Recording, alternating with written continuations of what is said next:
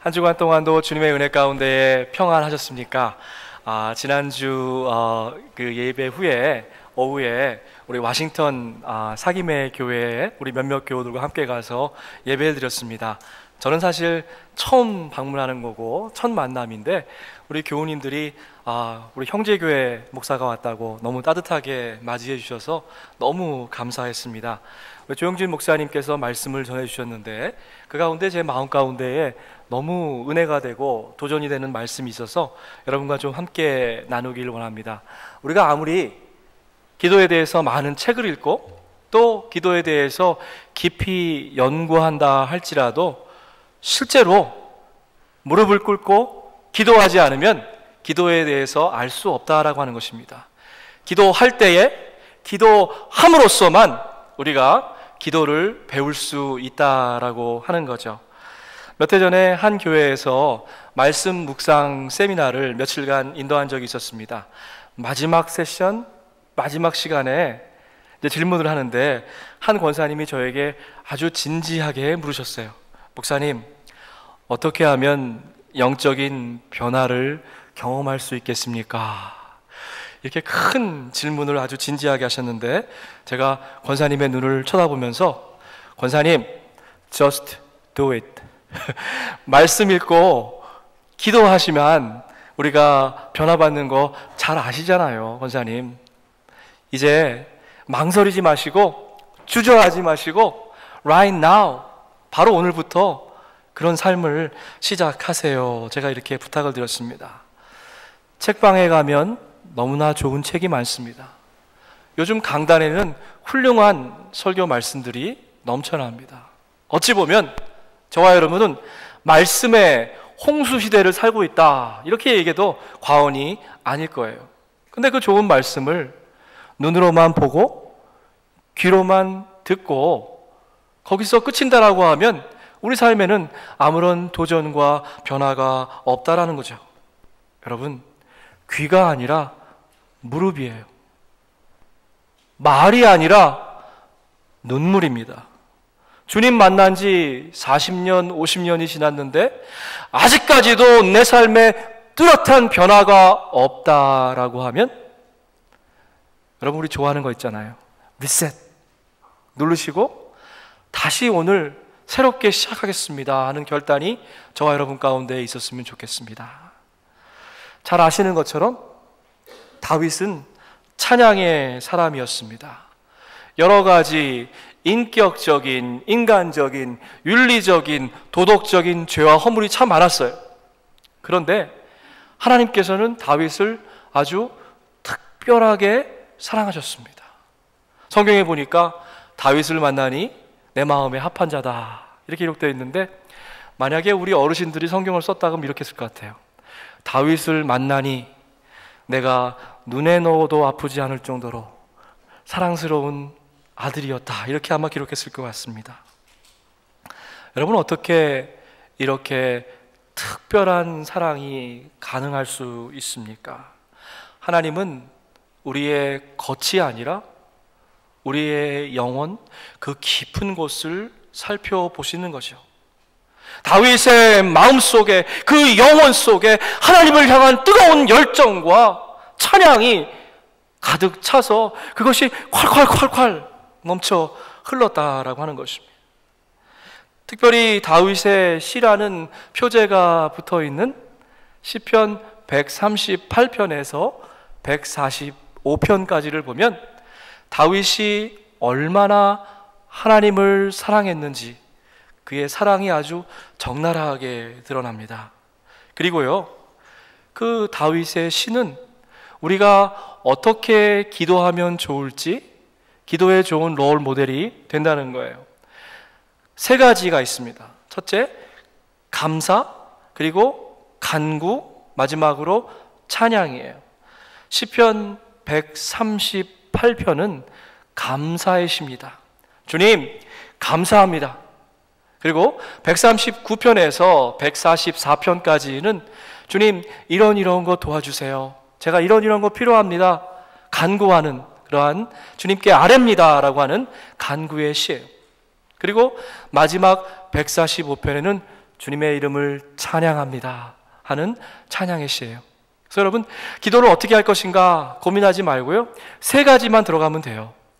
감사, 간구, 찬양. 여러분 한번 따라해 봅시다. 감사, 간구, 찬양. 근데요, 감사하고 찬양은 좀 바뀌어도 돼요.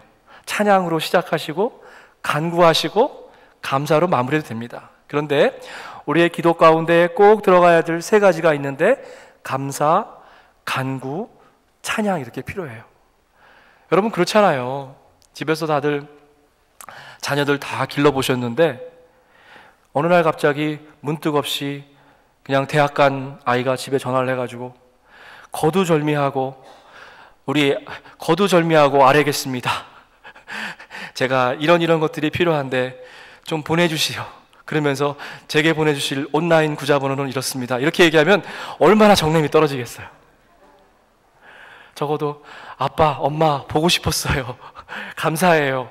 뭐 이런 우리 감사와 찬양이 있어야 되지 않겠어요? 그래서 여러분 기도하실 때 그 기도에 뭐가 들어가야 될까? 내가 혹시 기도를 좀 제대로 하고 있는가 생각해 보려면 감사, 간구, 찬양, 이 세 가지가 있었으면 좋겠습니다.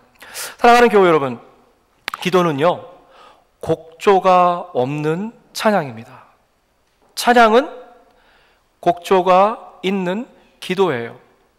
그래서 기도와 찬양은 하나님의 이름을 높여드리는 건데, 이게 바로 우리의 예배죠. 그래서 동전의 양면이 갈라설 수 없는 것처럼 기도와 찬양은 나누어질 수 없는 거예요. 그렇기 때문에 기도하실 때는 찬양하는 마음으로, 찬양하는 벅찬 감격으로 기도하세요. 찬양할 때는요 기도의 무릎으로, 눈물로 찬양하시는 겁니다. 온몸과 온 뜻, 온 정성, 온 마음, 나의 삶 전체를 묶어서 하나님께 내어드립니다 하고 고백하는 것이 바로 우리의 찬양이고 기도이죠. 다윗의 시편의 마지막 부분인 145편에는 왕이신 하나님을 이렇게 노래합니다. 나의 임금님이신 하나님, 내가 주님을 높이며 주님의 이름을 영원토록 송축하렵니다. 오늘 말씀 시작할 때도 나눴지만 기도는 어떻게 한다고요? 기도함으로써만 배울 수 있습니다. 찬양은 찬양할 때만 배울 수 있습니다. 찬양할 때만 찬양의 은혜가 저와 여러분 가운데에 부어지는 거예요. 여러분 혹시 이상하게 생각하실지 모르겠어요. 요즘 김 목사가 왜 설교하다 말고 맨날 찬양을 하지? 그런 생각하실지 모르겠는데, 여러분 짧은 찬양이에요.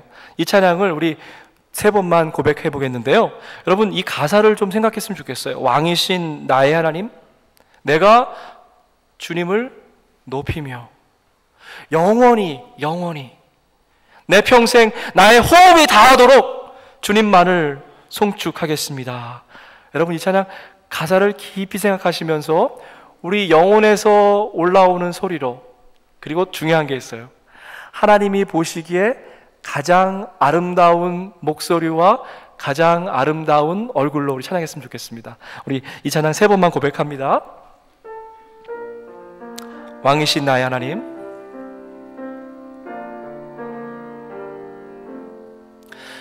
왕이신 나의 하나님,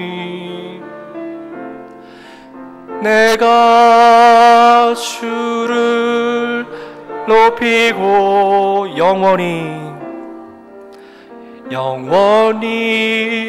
주의 이름을 송축하리이다. 가슴에 손 얹고 찬양합니다. 왕이신 나의 하나님, 내가 주를 높이고 영원히 주의 이름을 송축하리이다. 그렇습니다. 주님, 우리 믿음으로 다시 한번 고백합니다. 왕이신 나의 하나님, 왕이신 나의 하나님, 내가 주를 높이고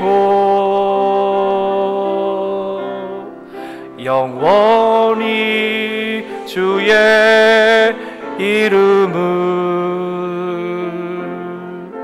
송축하리이다.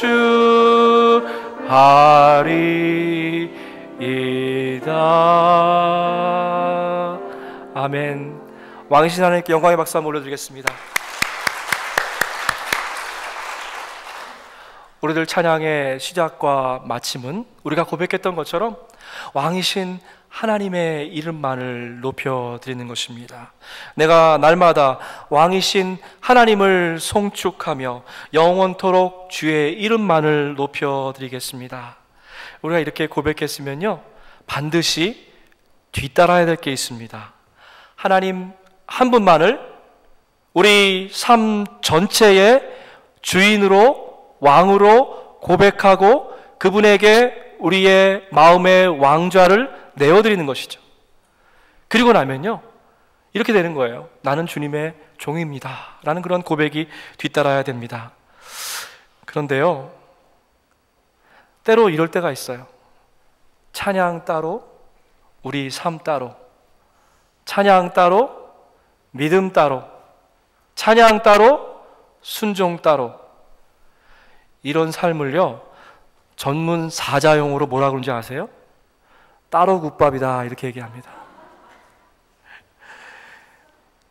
우리 삶이 따로 국밥이 되면 안 되잖아요. 찰지고 맛있는 밥이 돼야 되는데, 찬양과 삶이 하나 되는 찬양의 삶을 사시기를 주님의 이름으로 축복합니다. 아멘.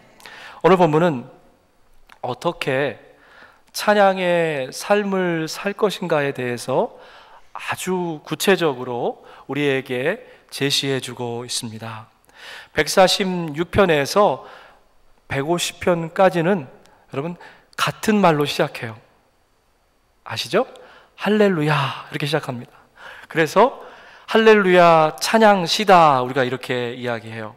그런데 시편 기자는요, 이 할렐루야 찬양시 146편에서 150편까지를 아주 정교하게 편집했다는 거예요. 146편에는 뭐라고 하냐면 나의 하나님, 이렇게 얘기해요. 근데 147편에 가면 우리 하나님, 그렇게 하면서 시온, 예루살렘, 이스라엘, 이런 단어들이 나옵니다. 근데 148편에 가면요, 백성, 성도, 거룩한 무리 점점 확장이 되죠. 그리고 나서 149편이 되면 열방과 민족, 이제 이스라엘의 지경을 넘어서서 온 열방과 백성이 주를 찬양해야 된다, 이렇게 얘기합니다. 그리고 마지막에 가면 150편에 가면 모든 호흡이 있는 자, 결국 모든 그 피조물이 다 하나님을 찬양해야 된다, 이런 말이죠. 시편 마지막 부분은 이렇게 기록되어 있습니다. 숨쉬는 사람마다 여호와를, 주님을 찬양하여라, 할렐루야, 이렇게 되어 있죠. 이게 바로 시편의 결론이에요. 호흡이 있는 모든 사람들, 숨쉬는 모든 자들이 여호와 하나님을 찬양해야 된다라는 것입니다. 근데 여기서 제일 중요한 건 뭐냐면, 이스라엘이 찬양하고 열방이 찬양하고 모든 피조물이 찬양하지만 제일 중요한 거는 찬양의 시작이 바로 나라는 거예요. 146편에 나의 하나님 얘기했던 것처럼 내가 찬양의 시작이 돼야 된다라고 하는 것입니다. 사랑하는 교회 여러분, 아무리 좋은 찬양을 귀로 듣고 만족하면 그게 무슨 소용이 있겠어요? 그 찬양이 우리의 삶 안으로 들어와서 나의 찬양이 되고 일주일 동안 그 찬양을 계속해서 부르는, 그것이 바로 찬양의 삶이잖아요. 그런데 찬양을 제대로 드리려면 가장 중요한 것은 우리의 찬양을 받으시기에 합당하신 하나님이 도대체 누구신가, 하나님에 대해서 좀 아는 게 중요합니다. 여러분, 만약 길 가다가 어느 분이 느닷없이 하나님이 누굽니까? 도대체 선생님이 믿으시는, 예배하는 그 하나님이 누구예요? 이렇게 물으시면요, 참 쉬운 질문 같은데 굉장히 어쩌면 우리를 당황하게 만드는 그러한 질문일지도 모르겠습니다.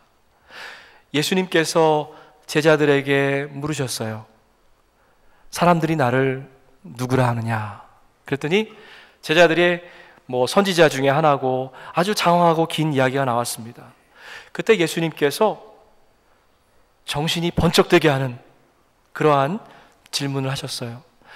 너희들은 나를 누구라 하느냐? 아니, 너는 나를 누구라 하느냐?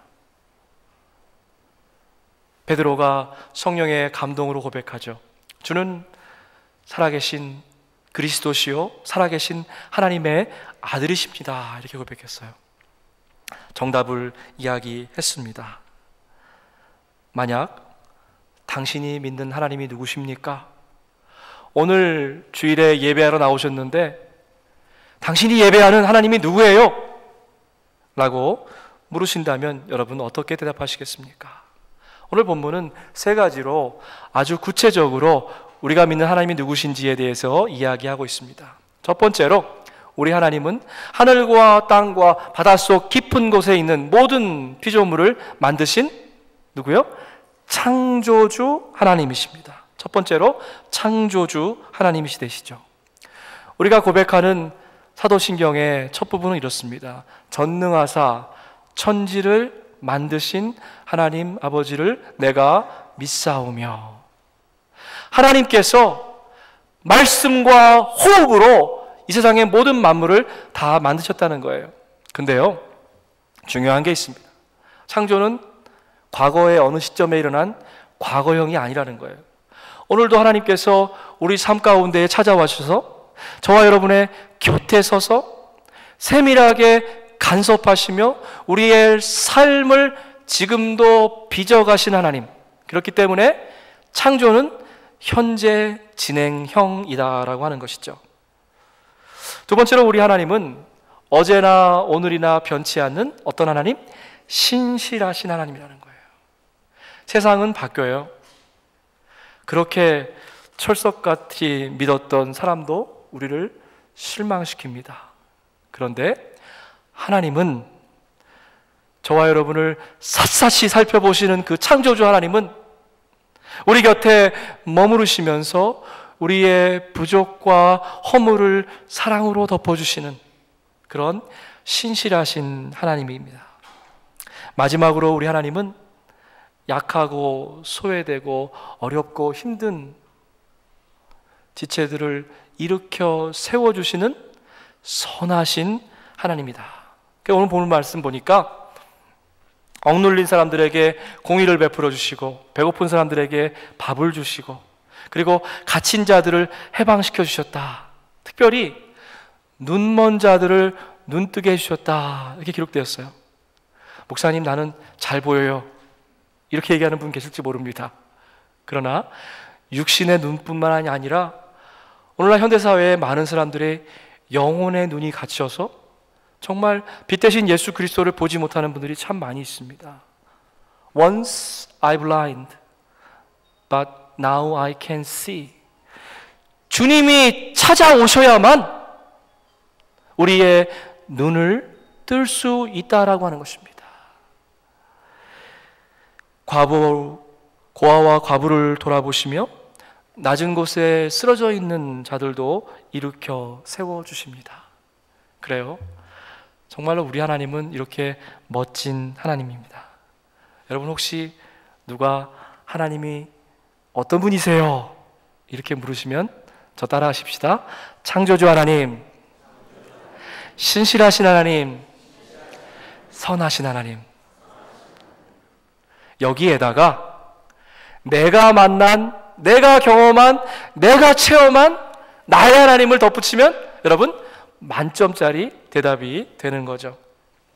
우리 창조의 목적에 걸맞게 매일 매순간 하나님 한 분만을 찬양하셔야만 합니다. 오늘 본문은요, 너무나 아름답게 잘 쓰여진 찬양시예요. 그런데 3절과 4절을 읽어보면 좀 엉뚱한 말씀이 들어가 있는 것 같아요. 힘 있는 고관을 의지하지 말며 구원할 능력이 없는 사람을 의지하지 말아라. 제가 이 말씀을 읽고요, 일주일 동안 수석을 했어요. 도대체 왜 이 말씀이 여기에 들어가 있습니까? 그런데요, 깊이 묵상해 보니까 왜 그 말씀이 거기에 들어가 있구나 하는 그런 깨달음이 있었습니다. 힘 있는 사람, 능력 있는 사람, 온갖 빽과 줄이 있는 사람을 믿으면 어떻게 돼요? 그 사람 믿어요. 그리고 하나님을 의지하지 않게 되는 거죠. 사람 믿을 때에 감사와 간구와 찬양에 우리의 기도가 이제 메마르게 되더라고요. 사람은 수만 번 끊어지면 흙으로 돌아가니 그가 세운 모든 계획은 바로 그날로 사라지고 만다. 4절 말씀에 기록되어 있는데요, 우리가 세운 계획도 하나님이 없으면 아무것도 아니라는 거예요. 인생이 뭡니까? 그죠? 공수래 공수거, 빈손으로 왔다가 빈손으로 가는 거죠. 애쉬 투 애쉬, 흙에서 와서 흙으로 돌아가는 게 인생이에요. 어제 우리 사랑하는 권사님 댁에 신방 가서 함께 성만찬을 나눴습니다. 우리 속회 식구들이 다 오셔서 함께 예배를 드렸는데, 말씀을 나누고 나서 성령님께서 제게 귀한 감동을 주셨어요. 오늘 오신 분들이 우리 권사님께 받은 사랑을 좀 한번 나눠봤으면 좋겠다, 그런 생각이 있었습니다. 서로 앞을 다투어서 말씀하시더라고요. 그리고 나서 마지막으로 우리 부군 되시는 분께서 말씀을 하시는데 이런 말씀을 하시더라고요. 내가 아직 천사를 본 적이 없지만 하나님께서 천사를 우리 가정에 보내주셔서 한평생 같이 살았다 하는 그런 말씀하셨습니다. 여러분, 우리가 입술로만 드리는 찬양이 아니라 우리의 삶 전체가 하나님께 드려지는 아름다운 찬양이 되기 원합니다. 입술로만 고백하는 것이 아니라 찬양의 삶, 하나님을 닮아가는 삶이 저와 여러분의 삶 가운데 있기를 축복합니다. 고아와 과부로 표현되는 가장 약하고 어려운 사람을 돕고 그들을 세우는 것, 이것이 바로 찬양의 삶이지요. 억눌리고 갇힌 자들을 도와주고 그들의 짐을 좀 덜어줘라, 하늘의 뜻이 이 땅 가운데에 이루어지는 그러한 삶입니다. 바로 찬양의 삶이지요. 하나님의 그 크신 사랑에 붙들려서 강권되어서 그냥 일만 열면 찬양하면서 살았던 적이 있었습니다. 매주 금요일 날 저녁에 제자반을 제가 인도했는데 보통 끝나고 나면은 10시 반, 11시가 돼요. 은혜 받으면 또 집에들을 못 가시더라고요. 파킹랏에 나가서 우리 잘하는 거 있잖아요. 주차장 토크 또 1시간 정도 하고 나면 자정이 돼서 집에 돌아옵니다. 제가 매주 새벽 예배 말씀을 준비했는데 금요일날 돌아오면 또 거의 뜬 눈으로 철야하면서 말씀을 준비했습니다. 이른 새벽에 깜깜한 하이웨이를 운전하면서 가요. 정말 몸과 마음은 천근만근 피곤하고 지치죠. 근데 마음 가운데 찬양이 솟구쳐 오르면 깜깜한 새벽을 운전하면서 차 속에서 혼자 새벽 부흥회 하는 거예요. 그 크신 하나님의 사랑 말로 다 형용 못하네. 하늘을 두루마리 삼고 바다를 먹물 삼아도 한없는 하나님의 사랑 다 기록할 수 없겠네. 그전에는 목회한다고 생각하니까 제가 너무 아까웠어요. 제가 그렇게 잘난 녀석인 줄 알았어요. 근데 하나님의 은혜를 제대로 경험하고 나니까 이런 기도가 제 마음 가운데 나오더라고요. 하나님, 너무나도 부족한 저를 불러주셔서 감사합니다. 하나님, 제게 오늘 이 새벽에 은혜를 부어주셔서 사랑하는 성도님들에게 꼭 필요한 말씀을 오늘 아침에 증거하게 해주세요. 그리하실 주님을 미리 앞서서 찬양합니다. 여러분, 짧은 기도예요. 감사합니다, 간구하고 그리고 찬양합니다. 이렇게 기도를 합니다. 찻속 새벽 부흥회에서 새벽 예배가 설교하는 게 별거 아니에요. 나를 만나주신 하나님, 오늘도 나를 뜨겁게 사랑해 주시는 그 하나님, 그 사랑을 교우들과 나누는 게 새벽 예배의 설교의 전부였습니다. 사랑하는 교우 여러분, 시간 정해놓고 찬양하지 마시고요, 그저 하루를 사시다가 울컥울컥 설거지 하다가도, 운전하다가도 그저 내 마음속에서 찬양이 솟구쳐 올라나오면 그거를 주님께 고백하면 됩니다. 제가 간절히 바라고 여러분께 축복해드리고 싶은 것은 여러분의 시작과 하루의 시작과 하루의 마침이 왕 대신 하나님을 높여드리는 그러한 귀한 찬양이 되기를 축복합니다. 아침에 일어나서요, 별다른 기도하실 필요 없어요. 하나님, 오늘도 내게 새날을 주셨네요. 참 감사합니다. 하나님, 감사해요. 하나님, 오늘도 넉넉히 이 하루를 승리할 수 있는 힘과 지혜와 능력을 내게 주세요. 간구하시는 겁니다. 그리고 나서 잠자리에 드시기 전에 침대 옆에서 잠깐 무릎을 꿇으시고, 창조주 하나님, 신실하신 하나님, 선하신 하나님, 오늘도 나의 삶을 인도해 주신 것 감사합니다. 그 주님의 높으신 이름을 찬양합니다. 여러분, 이렇게 감사와 간구와 찬양이 여러분 삶의 하루를 어떻게 빡빡하게, 가득, 충만하게 이렇게 채우는 하루가 되기를 주님의 이름으로 축복합니다. 내가 평생토록, 여러분 이 말씀 좀 보세요. 내가 평생토록 나의 호흡이 닿는 그 마지막 시간까지 내가 주님 한 분만을 찬양하겠습니다. 여러분, 평생이라고 우리 성경에는 번역되어 있지만 사실 그 원어적인 의미는 무슨 말이냐면요, 중단하지 않고 멈춰서지 않고 끊임없이 계속해서 주님을 찬양합니다, 이런 뜻이에요. 저와 여러분의 삶이 하나님 앞에 드려지는 끊임없는, 중단하지 않는, 멈춰서지 않는 찬양의 제사가 되기를 주의 이름으로 축복합니다. 어떤 상황과 조건 앞에서도 타협하지 아니하고 굴하지 아니하고 하나님께 드려지는 아름다운 찬양의 시가 되기를 주의 이름으로 축복합니다. 아멘. 함께 기도하겠습니다. 하나님, 오늘 잠시 찬양에 대해서 생각해 보았습니다. 하나님께서는 우리를 풀타임 찬양 사역자로 불러주셨는데, 때로 세상 명예와 부귀 또 다른 이 모든 것들에 저희의 눈이 가리워져서 그저 잠시 잠깐 파트타임 찬양 사역자로 살아왔습니다.